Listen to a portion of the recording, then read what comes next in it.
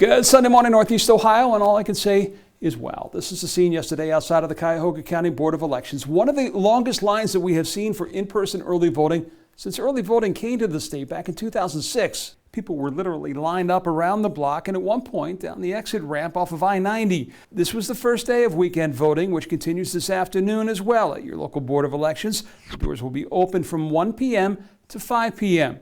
Ohio Secretary of State Frank LaRose telling me that Sunday voting is unique to a handful of states. Only 20 states nationwide have weekend voting at all. 5 states in the nation have Sunday afternoon early voting. We've seen communities of faith have organized around that as a way to get people to go vote after church. That's an awesome thing to see. We know that that Saturday and Sunday early voting can tend to be a high traffic time at the boards of elections. So if you're concerned about not being around other people, maybe the better time for you to take advantage of early voting is throughout the week. Here's the bottom line: all the way through November 2nd. Every day there's in-person voting happening in the state of Ohio.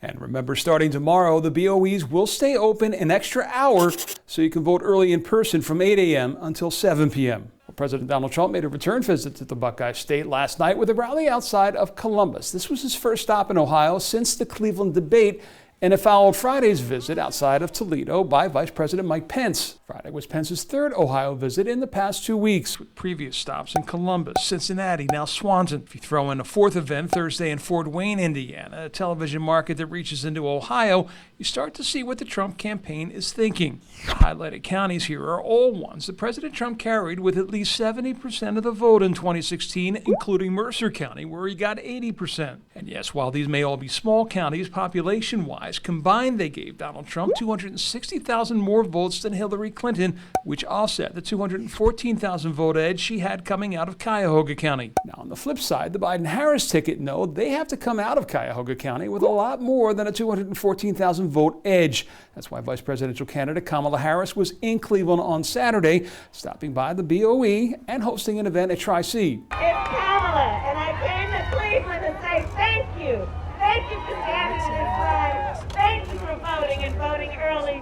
Now, 2 things can happen with the volume of people that we're seeing vote early in Ohio. If you're voting by mail and you get your ballot back early before Election Day, we might be in a position to call Ohio early on election night. But if your ballots come back on Election Day or later, it could take several weeks. 2 words to remember heading into this election: overtime count. They are the votes that come in after Election Day. Many of these are the provisional votes. When somebody shows up at a polling place and they don't have the address that's listed, they're given a provisional ballot.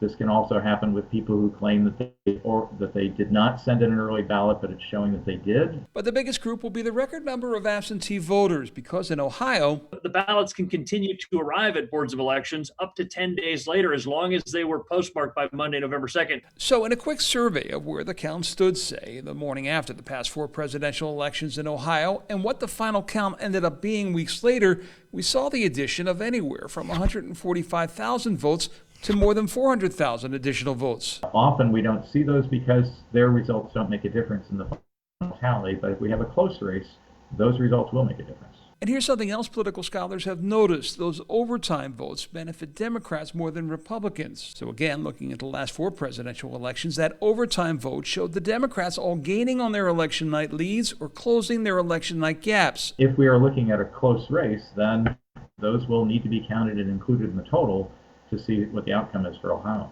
That's why this year, on that election night reporting website, we're changing the format of that to really highlight the number of outstanding absentee ballots. That way people can make informed decisions about where this thing is heading. And if they're going to call it for one candidate or another, they'll be able to be fully informed when they do that.